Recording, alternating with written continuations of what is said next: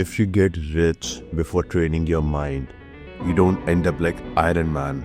You end up on the island. Today we are talking about a tale of hedonism, a tale of dopamine chasing, and the inevitable spiral down.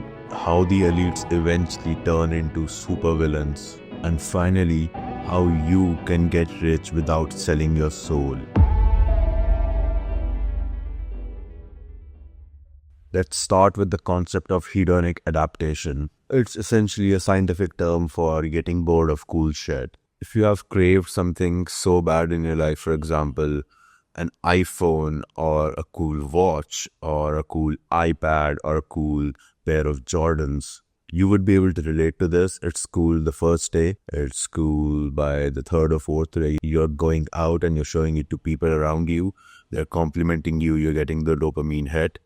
And eventually after 2 weeks or 3 weeks, it's just a fucking shoe.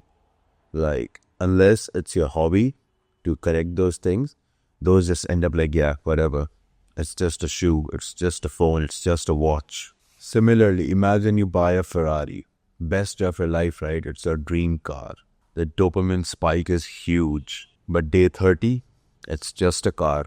It gets you from A to B. In fact, it starts to annoy you a bit because it has a lot of maintenance, its gas economy is shit. The dopamine spike is gone. Now you're back to your baseline level of happiness. And this is the trap, because ultimately the human brain is wired to normalize pleasure. If you eat steak every day, after a month, the steak becomes dog shit to you. It's no longer a gourmet, luxurious food and you're eating good.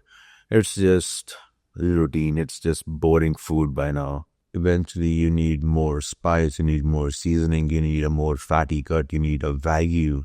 To get that same high that you once did, you need more. This is how most junkies end up destroying their life, by the way. They start off something that is an entry drug that is more soft, like I'm not sure if I'm allowed to say, but like they start with alcohol, weed, and slowly but surely they fall into deeper pits of hedonism, because the same joint that fried up their brain in the start, maybe 5 joints aren't even enough to hit that same high that one joint once did, and that's how they fall deeper into the trap of even harder drugs.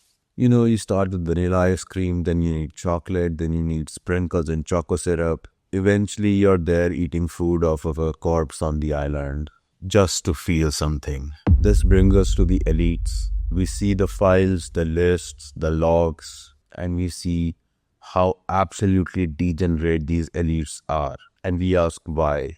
Why would a guy with $1 billion fucking dollars risk his life, risk his legacy just to do this shit? It's not because they are inherently evil. Well, some of them fucking are. But it's more because they are numb. When you have unlimited resources, something very interesting happens inside your brain. Normal pleasure stops working. Buying a house isn't a dopamine hit. Buying a luxury car isn't a dopamine hit. Normal dating isn't a dopamine hit. Buying a fucking private jet is not a dopamine hit. And so to feel alive, these elites, these high society people, they have to start pushing the boundary of what's forbidden and what's taboo just to feel something. Their spiral into criminalistic hedonism is not a choice. It's a biological response of having infinite resources and zero self-control. Here is how you can relate to this. If you've been someone who was addicted to porn, or still is, at the start, simple vanilla softcore porn was enough to, do things for you.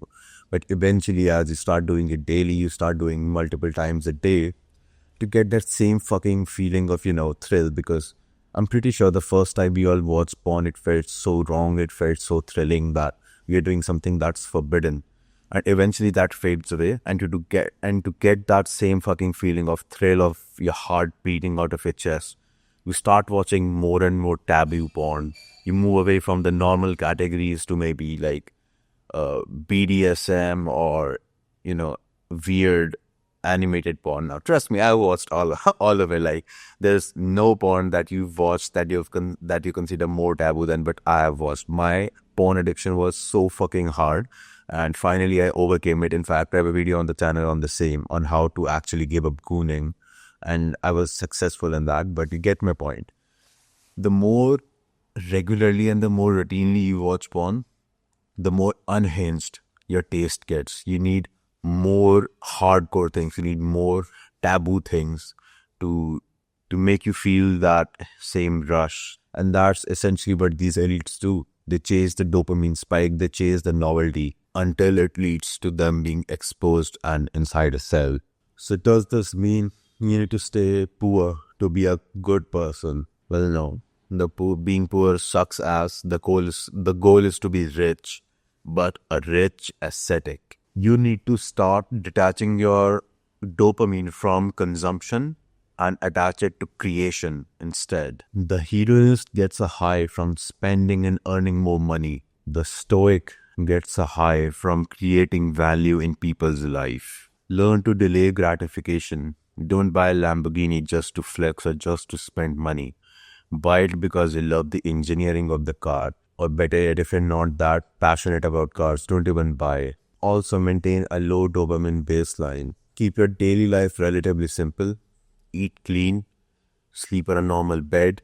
Date a good girl. Work towards something in life you're really passionate about, and it will actually change people's life. And so keep your dopamine receptor sensitive.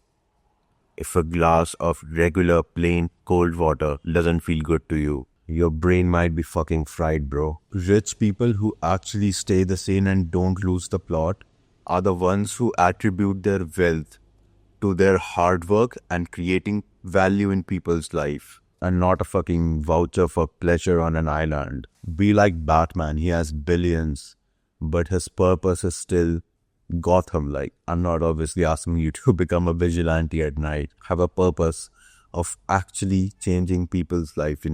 Our lifetime is really fucking short. The last 5 years went by really fast, right? Well, it's only gonna get worse. It's only gonna get faster. Don't work for money. Work for building a legacy that changes people's life. The people on the list, they had no purpose, only pleasure. Or at one point in their life, they actually had purpose, but they got complacent. They started picking pleasure over their purpose. They got into these weird satanic ritual rings, and well, look at them. Stephen Hawking, one of the greatest scientists, and now people spit on hearing his name. Well, that's what you get for diddling kids in a fucking wheelchair. And so ultimately you have two choices. Choice one, you chase the buzz, you scroll, you click, you consume, you ultimately end up becoming a rich junkie. And the second choice, you detox, you reset, you find the joy in the journey and not the reward. Don't let your reptilian brain run the show. Get rich, but more importantly, get disciplined and find purpose. And finally, my name is Rehan. I'm a 20-year-old guy on self-improvement for a couple of years. I have made progress in some things while I still struggle with others. And I really like to balance my red pill and my self-improvement perspective on things going on in the world, like right now, the fucking Epstein files. I sometimes talk about it. If you're someone who can relate, if you're someone who is interested in more perspectives like this and more learnings that you can take, because ultimately, like I said, we have a really short lifetime. And so the man who learns from the mistakes of others saves a lot of time and pain. And yeah, that's about it. Stick around if you're someone who's interested in that, and see ya.